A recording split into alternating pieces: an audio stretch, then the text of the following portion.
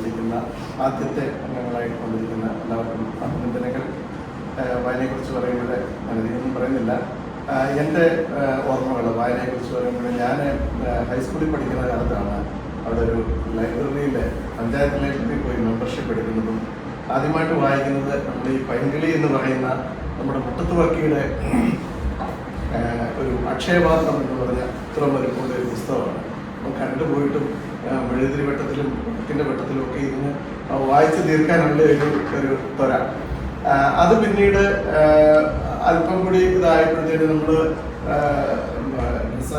OV വിജയൻ്റെയും അങ്ങനെയൊക്കെയുള്ള ഇതിലേക്ക് നമ്മൾ പടിപടിയായിട്ട് വളർന്നു വന്നു. ഞാൻ ഓർക്കുന്നുണ്ട് ഈ SK പൊറ്റക്കാടിൻ്റെയൊക്കെ ഞാൻ നോട്ട്ബുക്കിൽ കുറിച്ചു വെച്ചിരുന്നു അദ്ദേഹത്തിൻ്റെ ഓരോ അതിൽ പരാമർശിക്കുന്ന ഓരോ സംഭവങ്ങളും ഓരോ വാക്കുകളും ഒക്കെ. അതിനകത്ത് അദ്ദേഹം ഈ ഒരു ദേശത്തിൻ്റെ കഥയ്ക്കകത്ത് എഴുതിയിരിക്കുന്ന ഒരു ഇത് ഞാൻ ഓർക്കുന്നു, ഈ കല്ല് കണ്ടാലും കൈക്കോട്ട് നിർത്തണം എന്ന് പറഞ്ഞിട്ട് ഉള്ള ചില വചനങ്ങളൊക്കെ ഞാൻ ആ ഒരു അന്നത്തെ ഓർമ്മകൾ ഇന്ന് ഞാൻ മനസ്സിൽ കുറിച്ചിട്ട് വെച്ചിരിക്കുന്നു. അത്തരത്തിലുള്ള വാക്കുകളൊക്കെ ഇത് ശരിക്കും ഒരു നോവല് അല്ലെങ്കിൽ ഒരു കഥ എന്ന് പറയുന്നത് ഒരു മനുഷ്യൻ അയാളുടെ ജീവിതകാലത്തെ അനുഭവങ്ങൾ കാച്ചി കുറുക്കി കൂടി വന്ന 200 അല്ലെ 400 പേജുകളിലൊക്കെ ആക്കി അയാളിങ്ങനെ നമുക്ക് സമ്മാനം തന്നിരിക്കുകയാണ്. മറ്റൊരാളെ കണ്ടുപഠിക്കുക എന്നതിനേക്കാൾ ഇത് പുസ്തകങ്ങൾ വായിക്കുമ്പോൾ മറ്റൊരാളുടെ അനുഭവങ്ങൾ നമ്മുടേതാക്കി സ്വായത്തമാക്കാനും അതിൽ നിന്ന് അറിവുകൾ ജീവിതാനുഭവങ്ങൾ നേടി നമുക്ക് കൂടുതൽ വിശാലമായ ലോകത്തിലേക്ക് ഇറങ്ങിച്ചെല്ലുവാനും ഒക്കെയുള്ള കഴിവുകൾ ഇങ്ങനെ വായനകളിലൂടെ നമുക്ക് ലഭിക്കുന്നതാണ്. തീർച്ചയായിട്ടും വായന തുടങ്ങുന്നവർക്ക് ചിലപ്പം നമ്മൾ ഈ കളിയാക്കി പറയുന്ന ശരിക്കും കേരളത്തെ വായന പഠിപ്പിച്ചത് ഈ പറയുന്ന OV വിജയനോ ഒന്നുമല്ല, മറിച്ച് നമ്മളിന്ന് ഈ പൈങ്കിളി എന്ന് പറയുന്ന മാത്യു മറ്റവും ഒക്കെ എഴുതി തള്ളി മറിക്കുന്ന മങ്കടവും മനോരമയും അതുപോലുള്ള ആഴ്ചപ്പതിപ്പുകളാണ് കേരളത്തെ ശരിക്കും ഒരു വായനയുടെ ലോകത്തേക്ക് കൂട്ടിക്കൊണ്ടുപോയെന്ന് പറയുന്നു. മുട്ടത്ത് വർക്കി എന്ന് പറയുന്ന സാഹിത്യകാരനെ പൈങ്കിളി എന്ന് പറഞ്ഞ് ആൾക്കാരെ കളിയാക്കി മാറ്റി നിർത്തിക്കൊണ്ടിരുന്ന ആ ഒരു കാലത്തിൽ നിന്ന് മാറി മുട്ടത്ത് വർക്കിയുടെ പേരിലുള്ള അവാർഡ് മേടിക്കാനായിട്ട് OV വിജയൻ വരുന്ന ആ ഒരു സാഹചര്യം വരെ നമ്മുടെ ഇന്നത്തെ ലോകത്തെ ഉണ്ടാകുന്നത്. അപ്പം സാഹിത്യം എന്ന് പറയുന്നത് നമ്മൾ വേർതിരിച്ച് കാണേണ്ട കാര്യമില്ല എന്നുള്ളതാണ്. വായിക്കാനായിട്ട് ജീവിതാനുഭവങ്ങൾ പകർന്നു നൽകുന്ന എന്തിനെ നമുക്ക് സ്വീകരിക്കാൻ സാധിക്കട്ടെ. ഒരു നല്ലൊരു പ്രസ്ഥാനമായിട്ട് അല്ലെങ്കിൽ നല്ലൊരു അനുഭവമായിട്ട് നമുക്ക് മാറട്ടെ എന്ന് ആശംസിച്ചുകൊണ്ട് നിർത്തുന്നു.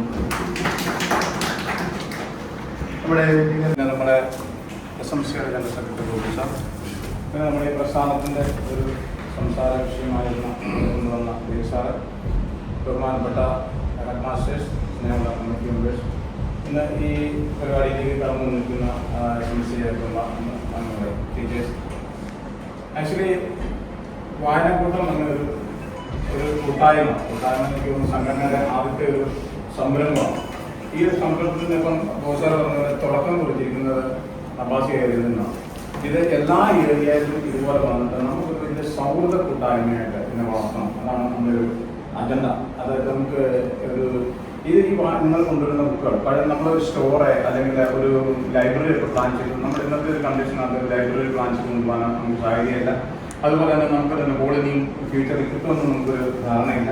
അപ്പം അതിൻ്റെ ഒരുയായിട്ട് പെട്ടെന്ന് കണ്ട ഒരു ഈ കൂട്ടായ്മ നിലനിർത്താൻ ഒരു സൗഹൃദ കൂട്ടായ്മ കൊണ്ടുവരാനായിട്ടും ഈ ഒരു പ്രസ്ഥാനം അല്ലെങ്കിൽ ഈ വായന കൂട്ടം എന്ന് പറയുന്ന ഈ പ്രസ്ഥാനം മുമ്പോട്ട് കൊണ്ടുപോകാൻ സാധിക്കും. എനിക്ക് തോന്നുന്നു 4 ഏരിയയിലും വളരെ ശക്തമായിട്ട് മുന്നിൽ വരാനുള്ള ഒരു സാഹചര്യം തന്നെയുണ്ട്. ഇതിൻ്റെ കാഴ്ചപ്പാടെന്ന് പറയുന്നത് നമ്മൾ ഇപ്പൊ എന്നിലുള്ള അറിവുകൾ, ഇപ്പം എന്നിലൊരു വലിയ അറിവുകളൊന്നാണ്. ഈ കൂട്ടത്തിരിക്കുന്ന വളരെ കഴിവുള്ളവരും അതുപോലെ വായനാശീലമുള്ള ആൾക്കാരുണ്ട്. അവർ കൊണ്ടുവരുന്ന ബുക്കുകൾ അത് പരസ്യത്തോടെ കൊണ്ടുവരുന്നു. ആ ബുക്കിനകത്ത് ആർക്കെങ്കിലും വേണമെന്നുണ്ടെങ്കിൽ അവരവരുടെ റെസ്പോൺസിബിലിറ്റിയാണ്. അപ്പം ഞാനൊരു ബുക്ക് കൊണ്ടുവന്നിട്ട് ഞാനിപ്പോൾ സാറിന് തരികയാണെങ്കിൽ അത് സാറ് ഇതിനോട് തിരിച്ചു വാങ്ങിക്കുക എന്നുള്ളത് അല്ലെ തിരിച്ചു എടുക്കുക എന്നുള്ളത് എൻ്റെ ഉത്തരവാദിത്തമായിരിക്കും, അതുപോലെ സാറിൻ്റെ ഉത്തരവാദിത്തമായിരിക്കും. അതിന് സംഘടന അത് നമ്മൾ കണ്ടില്ലല്ലോ എന്ന് പറഞ്ഞ് നമുക്ക് ആ ഒരു റെസ്പോൺസിബിലിറ്റി നമ്മൾ കടക്കുന്നില്ല. പക്ഷെ സംഘടന ഒരു അടിത്തറ ഉണ്ടാക്കുന്നു, ഒരു കൂട്ടായ്മയുടെ ഭാഗമായിട്ട് ഇതിനെ ഒന്നിപ്പിക്കുന്നു. എന്നിട്ട് നമ്മൾ വായിക്കുന്ന ഈ പുസ്തകങ്ങൾ അതിനെപ്പറ്റിയുള്ള തിരിച്ചു വരുമ്പോൾ നമുക്ക് എന്തെങ്കിലും 2 വക അതിനെപ്പറ്റി പറയണമെന്നുണ്ടെങ്കിൽ തീർച്ചയായിട്ടും എനിക്ക് സംസാരിക്കാമെന്ന് പറഞ്ഞാൽ സംസാരിക്കാം. അപ്പോൾ അത് മറ്റുള്ളവർ കേൾക്കും, അതിന് ഇൻട്രസ്റ്റ് ഉണ്ട്, ആ ബുക്ക് എടുത്തുകൊണ്ട് പോകുന്നു. അങ്ങനെ നല്ലൊരു സൗഹൃദം ഉണ്ടാക്കുകയും ഈ അറിവുകൾ നമ്മൾ പകരുകയും ചെയ്യും. അപ്പം ഞാൻ ഉദാഹരണത്തിന് സാർക്കും സാധാരണ ഇഷ്ടംപോലെ ബുക്കുകൾ വായിക്കുന്നതാണെങ്കിൽ സാറിന് അത് ഒതുങ്ങിക്കൊള്ളുന്നു. പക്ഷെ സാറിന് അത് എക്സ്പോസ് ചെയ്യാൻ അല്ലെങ്കിൽ മറ്റൊരു വേദിയില്ല, അല്ലെങ്കിൽ കുഞ്ഞുങ്ങളൊക്കെ ഒരു കുട്ടമായ കുഞ്ഞുങ്ങളില്ല. ഞാൻ വായിച്ച പുസ്തകത്തിൽ ഇങ്ങനെ കാര്യങ്ങളൊക്കെ നടക്കുന്നു. ഇപ്പം നമുക്ക് മറ്റുള്ള കുട്ടികൾക്ക് സാറന്മാർ അല്ലെങ്കിൽ ഈ മോട്ടിവേഷൻസ് എന്ന് പറയുന്നത് അവരുടെ ജീവിതത്തിനകത്ത് അവർക്ക് കണ്ടിട്ടുള്ളതും കേട്ടിട്ടുള്ളതും വായിച്ചുള്ള അറിവുകൾ മാത്രമാണ്. അപ്പം ഈ അറിവുകൾ മറ്റുള്ളവരോട് പകർന്നു കൊടുക്കാൻ വേണ്ടിയിട്ട് നമുക്കുണ്ടാകുന്ന അറിവുകൾ നമുക്ക് പകർന്നു കൊടുക്കാൻ ഒരു വേദിയായിട്ട് ഇതിനെ നമുക്ക് യൂസ് ചെയ്യാൻ പറ്റും. ഇനി കാലക്രമേണ ഇതിൽ വളരെ ആക്റ്റീവായിട്ട് കാര്യങ്ങളെ പറ്റി ഗ്രഹങ്ങളുള്ള ആൾക്കാരെ നമ്മൾ കുട്ടികൾക്ക് ഒരു ക്ലാസ് കൊടുക്കാൻ വേണ്ടി അവരെ നമുക്ക് പ്രൊമോട്ട് ചെയ്യാൻ സാധിക്കും. അപ്പം ഓരോരുത്തരും കഴിവുകൾ നമുക്കറിയില്ല. ഇപ്പം ഇവിടെ ഉള്ള ആൾക്കാരെ അല്ലെങ്കിൽ രാജസാറെ അവരൊക്കെ ഒത്തിരി വായിക്കുകയും എഴുതുകയും അത് അവർക്ക് കൊടുക്കാവുന്ന ഒരു സ്റ്റേജുകൾ അവർ എന്നും കണ്ടുകൊണ്ടിരിക്കുകയാണ്, ചെയ്തുകൊണ്ടിരിക്കുന്നു. അപ്പം പുതിയ പുതിയ ആൾക്കാർ കടന്നു വരാനും ഇത് നല്ലൊരു ചാൻസാണ്. പിന്നെ ഇതിനകത്ത് കൾച്ചറൽ കമ്മിറ്റി എന്ന് ഉദ്ദേശിക്കുന്നത് നമുക്ക് കൊണ്ടുവരുന്ന ബുക്കുകൾ അത് സഭാപരമായിട്ടുള്ള കാര്യങ്ങൾ അല്ലെ അത് അതുപോലെ തന്നെ നമുക്ക് ഈ വലിയ വലിയ എഴുത്തുകാരുടെ ബുക്കുകൾ സാധാരണ ഒരു പൈതൃക കഥ പോലെ കൊണ്ടുവന്നിട്ട് അത് വായിച്ച് നമ്മുടെ ആ ഒരു എന്താ പറയുക കൂട്ടായ്മയുടെ ഒന്നും ഔട്ടിലോട്ട് പോകുന്ന ഒരു സിസ്റ്റം ആയിരിക്കില്ല. അതെപ്പോഴും ഒരു മോണിറ്ററിങ് ഒരു കൾച്ചറൽ കമ്മിറ്റിയുടെ ഭാഗത്ത് നമ്മുടെ കൂടെ ഉണ്ടായിരിക്കും, ആരെങ്കിലും ഉണ്ടായിരിക്കും. അപ്പം ആ ഒരു രീതിയിലുള്ള സംസാരങ്ങളായിരിക്കും നമ്മൾ മുമ്പോട്ട് കൊണ്ടുവരുന്നത്. ഞാൻ പറഞ്ഞത് മനസ്സിലാക്കാണെന്ന് വിചാരിക്കുന്നു. അതുപോലെ തന്നെ നമുക്ക് ചെയ്യാനുള്ളത് ഈ അടുത്ത അതായത് ഇപ്പം താല്പര്യമുള്ള ആൾക്കാർ നമ്മളിപ്പോൾ ഈ കമ്മിറ്റിയിൽ നിന്ന് ഇത്ര ആൾക്കാരെ പ്രൊമോട്ട് ചെയ്യുന്നു. അപ്പം താല്പര്യമുള്ള ആൾക്കാരെ നിങ്ങൾ തന്നെ കണ്ടെത്തി കടന്നു വരികയാണെങ്കിൽ വളരെ നല്ലതാണ്. നമുക്കൊരു സംഘടനാ സൈഡിൽ നമുക്ക് സംഘടനയിലുള്ള ഇമെയിൽ ഇടാൻ പറ്റും, അല്ലെങ്കിൽ ചില പേഴ്സണൽ കോൺടാക്ട്. പക്ഷേ ഇതിലൊക്കെ ഉപരിയായിട്ട് ഇത് പേഴ്സണൽ ബന്ധത്തിനാക്കണം. നല്ലൊരു പ്രസ്ഥാനമാണ് കടന്നു വരുന്നുണ്ട് എന്ന് പറഞ്ഞിട്ട് നമ്മൾ കൂടെ കൊണ്ടുവരുമ്പം നമ്മുടെ ആ ഒരു വിളിച്ചുകൊണ്ട് വരുന്നതല്ല, നമ്മൾ ഇത് അറിഞ്ഞ് കേട്ടിട്ട് നമ്മൾ ഒരു വ്യക്തിയിൽ നിന്ന് സംഘടനാ ഭാരവാഹികളിൽ നിന്നല്ല അതൊരു വ്യക്തിയിൽ നിന്ന് കേട്ട് കഴിയുമ്പോൾ അവർക്ക് വരാനുള്ള താല്പര്യം കൂടി വരുന്നവരാണ് സ്ട്രോങ് ആയിട്ട് നമ്മുടെ കൂടെ നിൽക്കുന്നത്. പിന്നെ നമുക്ക് ഇതിനകത്ത് ടോട്ടലി ഇത് നമ്മുടെ കമ്മ്യൂണിറ്റിക്ക് നിൽക്കുന്നുണ്ട്. ഈ നമ്മളെ എല്ലാ 10-36 രൂപത എന്നുള്ള ആൾക്കാർ കാണും. അപ്പം ഒരിക്കലും നമുക്ക് രൂപത തരത്തിലുള്ള സംസാരങ്ങളോ മറ്റു കാര്യങ്ങളോ ഒന്നും നമുക്ക് പാടില്ല. ചിലപ്പോൾ ഒരു പക്ഷേ ചങ്ങനാശ്ശേരിയാകാം, പാലായാകാം, കാഞ്ഞിരപ്പള്ളിയാകാം, എറണാകുളമാകാം. പക്ഷെ എല്ലാവരും ഇവിടെ ഒറ്റ സ്ഥലമാണ്. അവിടെ നമുക്ക് സഭാപരമായ കാര്യങ്ങളൊന്നും നമ്മൾ ചർച്ച ചെയ്യുന്നത്. ഈ ബുക്കിനകത്തുള്ള കാര്യങ്ങളും നല്ലപോലെ ബുക്കുകൾ വായിക്കുന്നു.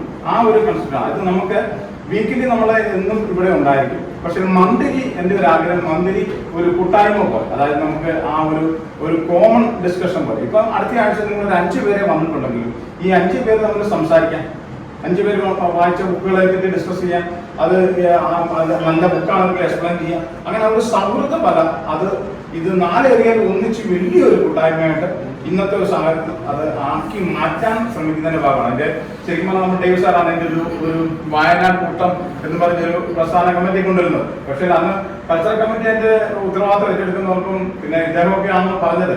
അപ്പൊ ഞാൻ ഇന്ന് ഒരു അരമണിക്കൂർ സംസാരിച്ചു.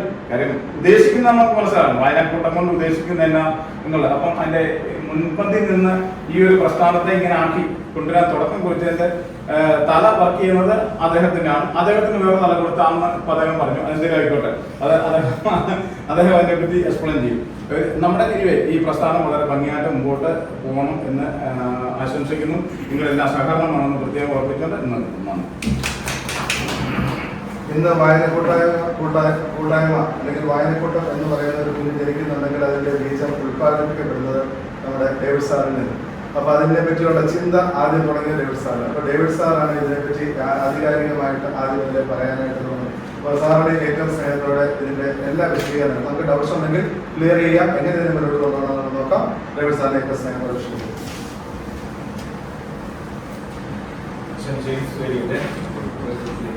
ഇത്രയും സ്നേഹമുള്ള എൻ്റെ അധ്യക്ഷൻ അതുപോലെ നമ്മുടെ സെക്രട്ടറി, ഇവിടെ ഉദ്ഘാടനം ചെയ്ത നമ്മുടെ എസൻഷ്യൽ സെക്രട്ടറി, അതുപോലെ തന്നെ നമ്മുടെ കൾച്ചറൽ കമ്മിറ്റി, പൊതുവെ നമ്മുടെ മലയാളം വിദ്യാഭ്യാസം മറ്റേ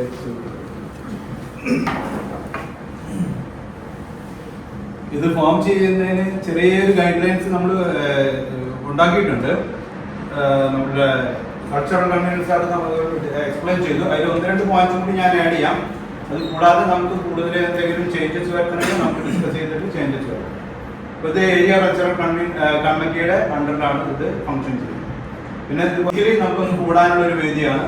അതുപോലെ മാസത്തിൽ ഒരിക്കൽ നമുക്ക് ഔദ്യോഗികമായിട്ട് ഇതുപോലെ നമ്മൾ മീറ്റിംഗ് രീതിയിൽ നമ്മൾ പങ്കെടുക്കുന്നു.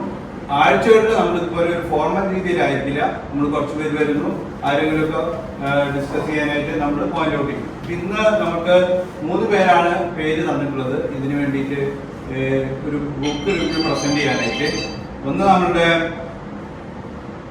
ബോബി ജോസഫ് കാക്കനാട് സാർ, പിന്നെ നമ്മളുടെ ബോബി സാറും, പിന്നെ എൻ്റെ ഒരു വൈലോപ്പള്ളി കവിതകൾ ശരി 1-2 ഭാഗങ്ങൾ.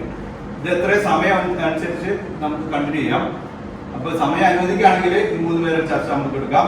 അല്ലെങ്കിൽ ആദ്യം അനുസരിച്ച് 1-2 പിന്നെ നമുക്ക് കണ്ടിന്യൂ ചെയ്യാം. പിന്നെ അത് കൂടുതൽ സമയം ഉണ്ടെങ്കിൽ നമുക്ക് വേറെ ആരെങ്കിലും പ്രിപ്പയർ ചെയ്തിട്ടുണ്ടെങ്കിൽ അത് വരാം. പക്ഷെ ഇത് ഒരു കാര്യം കൂടി ഉണ്ട്, നമുക്ക് ഈ ഒരു ചർച്ചയിലേക്ക് കൊണ്ടുവരുന്ന ബുക്കുകൾ, അതിങ്ങനെ പ്രസിദ്ധീകരണങ്ങൾ, കവിതകൾ, ഇതിന്റെ ഒരു കണ്ടന്റ് കൾച്ചറൽ കമ്മിറ്റിയുടെ ഒരു ഔദ്യോഗികമായിട്ട് ഒരു അപ്രൂവൽ വാങ്ങിച്ചതിന് ശേഷമാണ് ഇവിടെ അവതരിപ്പിക്കാനായിട്ട് നമുക്ക് അവസരം കൊടുക്കുന്നത്.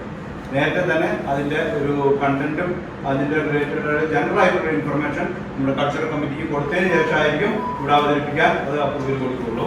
അതനുസരിച്ച് നമുക്ക് അപ്രൂവൽ എടുത്ത് വായിച്ചു. ഇതുപോലെ 3-4 പേർക്ക് നമുക്ക് അവതരിപ്പിക്കാനുള്ള ഒരു വേദി ഉണ്ടായിരിക്കും.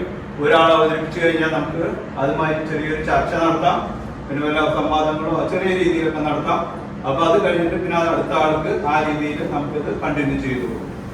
പിന്നെ സാർ പറഞ്ഞതുപോലെ നമുക്ക് വരുന്ന ഒരു മാക്സിമം ഓരോരുത്തരുടെയും ഒരു ബുക്ക് ഉണ്ടാവണമെന്നാണ് നമ്മൾ ഉദ്ദേശിക്കുന്നത്. പരമാവധി പേര് കൊണ്ടുവന്നവര് മറ്റുള്ളവർക്ക് എക്സ്ചേഞ്ച് ചെയ്ത് നമുക്കത് പുതിയൊരു ബുക്ക് വായിക്കാനൊരു വേദി കൂടി. ഇതുപോലെ സാർ പറഞ്ഞു നമുക്ക് ലൈബ്രറി ഒരു ബുക്കും ഒരു സ്റ്റോളും നമുക്ക് നടത്താനുള്ള പ്രായോഗിക ബുദ്ധിമുട്ടുണ്ട്. അപ്പോൾ നമ്മളൊരു മൊബൈൽ ലൈബ്രറി രീതിയിൽ കൺസിഡർ ചെയ്യാം. ഇതാണ് നമ്മൾ ഉദ്ദേശിക്കുന്നത്. പിന്നെ എന്തെങ്കിലും നമുക്ക് സജഷനോ മറ്റോ ചേഞ്ചസോ വേണമെങ്കിൽ നമുക്ക് ഡിസ്കസ് ചെയ്ത് തീരുമാനിക്കാം. ഇത്രയാണ് ജനറൽ ആയിട്ടുള്ള ഒരു ഔട്ട്ലൈൻ. ബാക്കി ഡിസ്കഷനോട് കൂടി അതിനാൽ കാര്യമായി ഡിസ്കഷൻ ഇല്ലെങ്കിൽ നമുക്ക് ബുക്ക് അവതരണോ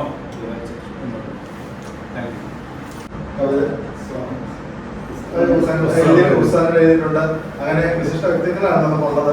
അതുകൊണ്ട് ഇത് എന്തുകൊണ്ടും നല്ലതായിരിക്കും. അപ്പൊ ഈ ഒരു കൂട്ടായ്മയ്ക്ക് ആശംസ തരുന്നതിന് വേണ്ടിയിട്ട് നമ്മുടെ SMCA മലയാളത്തിന്റെ ഒഫീഷ്യലായിട്ടുള്ള ചാർജ് എന്ന് പറയുന്നത് നമ്മുടെ SMCA ജോയിന്റ് കൺവീനർ അദ്ദേഹമാണ്. മലയാളത്തെ റിലേറ്റഡ് ആയിട്ടുള്ള എല്ലാത്തിന്റെയും സ്ഥാനം വഹിക്കുന്നത്. അദ്ദേഹത്തെ ആശംസ അറിയിക്കുന്നതിനായിട്ട് സേവനപ്പെട്ട ജോർജ് ജോസഫിനെ ഏറ്റവും സന്തോഷം.